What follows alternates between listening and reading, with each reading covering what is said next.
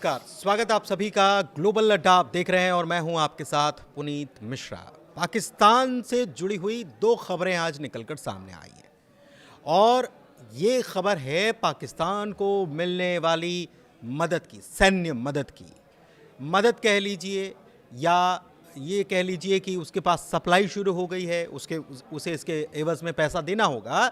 लेकिन ये मदद या जो भी आप कह लीजिए, इससे क्या भारत को झटका लगा है और लगा है तो कितना लगा है, इसके बारे में आज हम समझने वाले हैं, चर्चा करने वाले हैं। एक तरफ अमेरिका से खबर आई और दूसरी तरफ रूस से भी खबर निकलकर सामने आई है और ये है जेट इंजन से जुड़ी हुई खबरें। तो इसी मामले पर आज हम चर्चा करने वाले हैं और इसके लिए मेरे साथ अंकुर त्यागी, मेरे सहयोगी मेरे साथ मौजूद हैं। सीधे उनके पास चलते हैं। सर, आज अमेरिका की तरफ से खबर निकलकर आई है कि पाकिस्तान को वो मदद करने जा रहा है और ऐसी मदद जो कि भारत के लिए कहीं ना कहीं खतरा बनेगी, सैन्य मदद। हाँ पुनीत, ये जो खबर है काफ़ी चिंताजनक तो कह सकते हैं, क्योंकि एयर टू एयर AIM-120 अमराम जो मिसाइल है वो पाकिस्तान को मिलेगी अमेरिका से। हालांकि ये समझौता पहले वाला है, लेकिन इसको अब एक्सटेंड किया गया है। यानी कि अमेरिका F-16 जो उसके पास लड़ाकू विमान है अमेरिकन, उसमें इस मिसाइल का उपयोग करेगा। ये लगभग स्कैल्प जैसी है जो इंडिया यूज़ करता है। अब ये मिसाइल वो है जिसमें पाकिस्तान ने इस्तेमाल किया था, अभिनंदन जो हमारे विंग कमांडर थे उनका प्लेन गिराने में भी किया था। हालांकि वो अभिनंदन की बहादुरी थी कि उन्होंने समय रहते कूद गए थे और उससे पहले उन्होंने उनका पाकिस्तान का जो F-16 लड़ाकू विमान था वो मार गिराया था। तो ये बेसिकली अमराम पाकिस्तान को मिलेगी। इसका एक अपग्रेडेड वर्जन मिलेगा। अभी तक इसकी जो दूरी है वो करीब 100 किलोमीटर के आसपास है, 150 किलोमीटर तक वार कर सकती है। और इस मिसाइल की जो खास बात है वो ये है कि जब इसको फायर कर दिया जाता है किसी टारगेट पे, तो टारगेट की अगर लोकेशन चेंज भी होती है तो ये उसके हिसाब से अपनी दिशा बदल लेती है। मतलब उसके पीछे जाके उसको डिस्ट्रॉय करती है। तो ये 2030 तक पाकिस्तान को सप्लाई मिलेगी। तो उसमें करीब $2.5 बिलियन का ये समझौता है जो अमेरिका देगा। और बालाकोट में पाकिस्तान ने यूज़ की थी हमारे खिलाफ, जब हमने उनके मतलब ठिकानों पे मिसाइल जो है उसकी ताकत अच्छी मानी जा सकती है, अमेरिकन मेड है तो। बिल्कुल। तो मैं ये आपसे समझना चाह रहा हूँ कि भारत, पहली बात तो ये कि ये पाकिस्तान को ये एक्सटेंड क्यों किया गया, और दूसरा कि भारत पर क्या इसका इम्पैक्ट आप देखते हैं। भारत के पास क्या जवाब है, कोई तोड़ है इसका। लेकिन उससे पहले पाकिस्तान से गलबहियाँ या मोहब्बत जो बढ़ती जा रही है अमेरिका की, वो और कहाँ तक जाएगी और अभी ऐसा क्यों किया गया। देखिए पुनीत, ये चीज़ें टेक्नोलॉजी होती है बेसिकली जो अपग्रेड होती रहती है। तो अभी जैसे राफेल में मेटेओर लगती है, स्कैल्प है, और अस्त्र जो DRDO डेवलप कर रहा है। तो ये एक ऑनगोइंग प्रोसेस है। जब हमारे पास तो कई मिसाइलें हैं जो इस टाइप की है।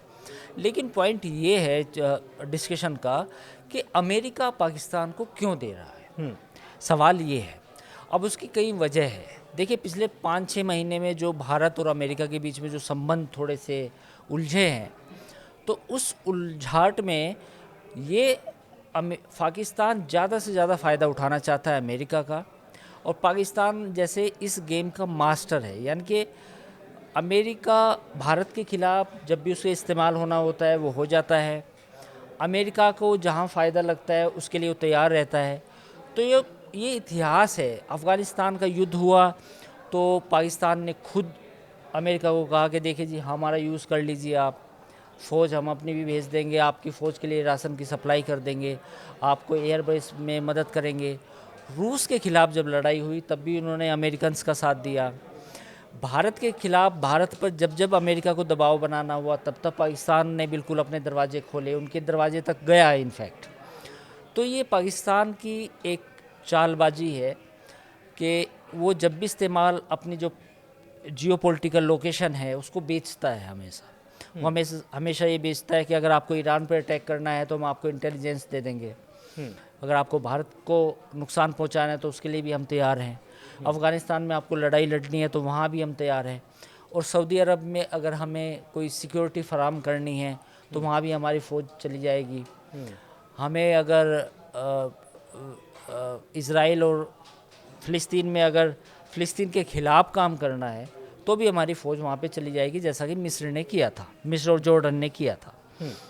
तो पाकिस्तान हमेशा ऐसे काम करते आया है और अमेरिका भी जानता है कि $2.5 बिलियन का ये समझौता है, उसके बदले उसको पैसे फालतू ही मिल जाएंगे, यानी कि वो पैसे भी एक तरह से अमेरिका ही पहले पाकिस्तान को देगा, फिर वो समझौते के तहत वापस मतलब अमेरिका जैसा आएगा। भारत डिफेंस डील करते समय जिन बातों का ख्याल रखता है, मोल भाव करना, सही दाम पर लेना, पाकिस्तान में ऐसा नहीं है। उनको चाहिए मिल जाए बेस्ट, वो ठीक है, बस उनको चाहिए, टेक्नोलॉजी मिल जाए, उनको हथियार चाहिए, उनको टेक्नोलॉजी नहीं चाहिए। हथियार ये चाहिए। बुनियादी फ़र्क है। उनको ये चाहिए कि आप हमें बना बनाया कोई औजार दे जो भारत के खिलाफ इस्तेमाल हो जाए। तो ये उसी का एक एक्सटेंशन है। और ये काफ़ी मतलब दिलचस्प है कि डोनाल्ड ट्रंप जो 2018 में जिन्होंने पाकिस्तान को लताड़ लगाई थी, आज वो पाकिस्तान को इस तरह के हथियार मुहैया करा रहे हैं जिसका इस्तेमाल ऑब्वियसली भारत के खिलाफ हो सकता है। पाकिस्तान को हमेशा से भारत को लेकर ही एक डर, क्योंकि चीन को तो उसने पूरा सब कुछ सौदे में सब कुछ कर ही दिया उसने। और ये एक दबाव बनाने की रणनीति भी है अमेरिका की, क्योंकि हमारे जितने भी डिफेंस के इक्विपमेंट है उसमें सबसे ज़्यादा परसेंटेज तो रूस की है, फिर फ्रांस की है और फिर अमेरिका की है। तो अमेरिका इस गेम को पूरा बदलना चाहता है और जो रशिया पे जो डिपेंडेंसी है इंडिया की, उसको ख़त्म करना चाहता है। तो ये उस बड़े गेम प्लान का हिस्सा है, अमेरिका के उस नैरेटिव का हिस्सा है जो वो चाहता है कि भारत रूस से हथियार खरीदना बंद करे। वो जो डॉक्ट्रिन है उनकी कि भारत हथियार खरीदना बंद करे, तो उसके चक्कर में ये पाकिस्तान को पुश किया जा रहा है। अच्छा, ये अमराम के एवज में मतलब इसका तोड़ हमारे पास क्या है? मतलब ऐसा है, पाकिस्तान को कुछ हाथ लग गया जो हमारे पास नहीं है और वो हमको नुकसान कर देगा, ऐसा है क्या? पुनीत, जैसे मैंने पहले बताया कि टेक्नोलॉजी अपग्रेड होती है तो अस्त्र अब हमारे पास है, लेकिन उसको भी अस्त्र को भी बियॉन्ड विजुअल रेंज बनाने की कोशिश की जा रही है। दूसरी, राफेल में ऑलरेडी एक मेट्योर मिसाइल है, तो ऑलरेडी हमारे पास है ये मिसाइल। इसमें ऐसी कोई दिक्कत वाली बात नहीं है कि हमारे लिए कोई बड़ी चिंता की बात है। चिंता की बात यह है कि अगर अमेरिका देता है तो ये पॉइंट ज़रूर चिंता का है। और आपने देखा होगा कि सुखोई में भी ब्रह्मोस लगाई गई है। सुखोई MKI में ब्रह्मोस है, और ब्रह्मोस को जो तेजस विमान हम डेवलप कर रहे हैं उनमें भी लगाने की तैयारी है। और थोड़ी सी दिक्कतें राफेल में ज़रूर है कि राफेल में हम ब्रह्मोस नहीं लगा सकते। तो मुझे लगता है कि ब्रह्मोस अगर तेजस में भी लगेंगे तो वो भी एक डेडली कॉम्बिनेशन होगा और वो भी अमराम को एक अच्छा खासा जवाब देने की ताकत रखेगा। अच्छा, एक चीज़ और है, ये तो अमेरिका टेंशन चल रही है हिंदुस्तान के साथ। अमेरिका कहीं ना कहीं हिंदुस्तान को थोड़ा सा प्रेशर क्रिएट करना चाहता है। रशिया से जुड़ी हुई एक खबर आती है कि वो जेट इंजन जो है उसके लिए उसको मदद कर रहा है पाकिस्तान को, क्योंकि पाकिस्तान के J-17 जो हैं उसमें वो लगना है। और वो भारत ने कहा भी गया कि भारत ने उस पर आपत्ति जताई थी, लेकिन रशिया ने कहा कि भाई ये तो डील है और डील में तो कुछ नहीं किया जा सकता, ऐसा कुछ है। देखिए, फाइटर जेट के जो इंजन हैं वो अभी चाइना नहीं बनाता। अच्छा। वो दुनिया में 2-3 कंट्रीज़ हैं जो फाइटर जेट के इंजन बनाते हैं। उसमें फ्रांस है, उसमें रशिया है, उसमें अमेरिका है, और उसमें फिर ब्रिटेन प्लस जर्मनी, ब्रिटेन का एक अलायंस है जिसने यूरो फाइटर बनाया। नहीं, बेसिकली वो एक कंसोर्टियम है ब्रिटेन का और जर्मनी का और 1-2 कंट्री और है। फ्रांस की जो कंपनी है राफेल, डासो, जिसको डासो बोलते हैं, वो एक अपने इंजन्स बनाती है।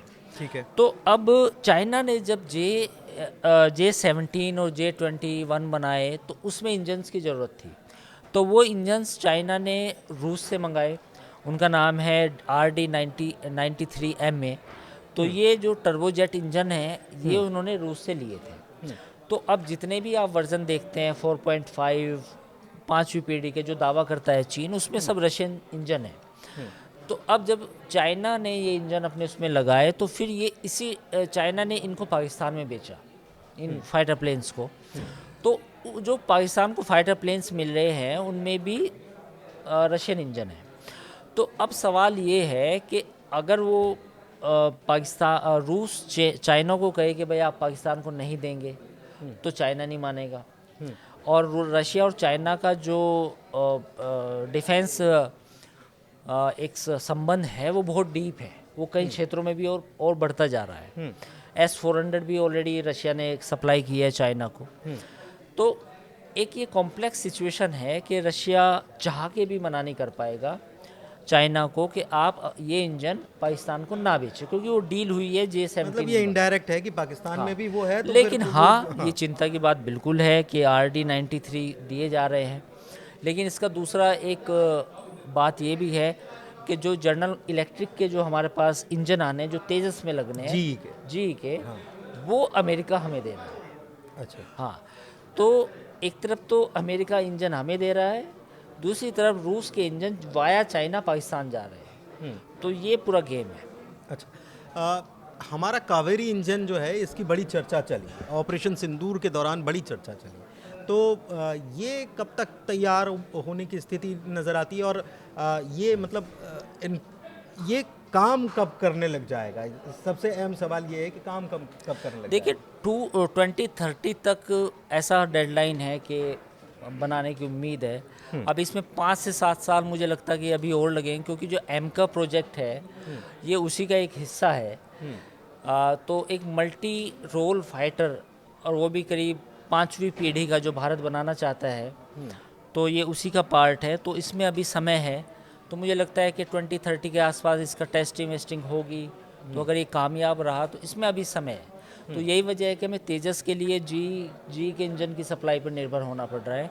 ये बात अलग है कि अगर राफेल या दासो एविएशन के साथ अगर कोई डील होती है इंजन्स को लेके, जो है भी बातचीत है, जो बातचीत का दौर है, भारत के साथ चल रही है बातचीत, तो अगर कोई साझेदारी करके कोई इंजन हम डेवलप कर पाएँ टाइमली, तो वो एक बड़ा बूस्ट होगा हमारे मेक इन इंडिया प्रोग्राम के लिए। लेकिन अभी फौरी तौर पर अगले 1-2 साल या 5 साल तक तो हम मान के चलें कि अभी हम उस पोजीशन में नहीं है कि हमारे पास कोई made in India turbojet fighter plane का इंजन हो।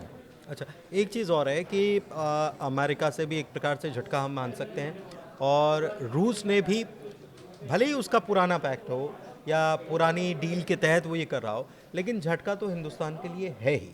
तो ऐसे में हिंदुस्तान को क्या आने वाले वक्त में डिफेंस डील को लेकर कुछ अपनी नीति में कुछ बदलाव करने चाहिए, या क्या चीज़ें होनी चाहिए जो अभी तक नज़र नहीं आ रही थी या आएंगी? आपको क्या लगा? देखिए, सबसे बड़ी बात तो ये है कि हथियारों के मामले में जब आप आत्मनिर्भर होते हैं, वो सबसे बड़ा एक दांव होता है किसी भी देश के लिए।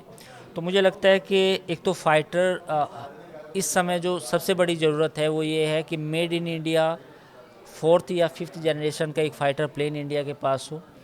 दूसरा, S-400 को जो काम किया उसने, S-500 S-400 की ताकत वाला कोई एयर डिफेंस सिस्टम हो।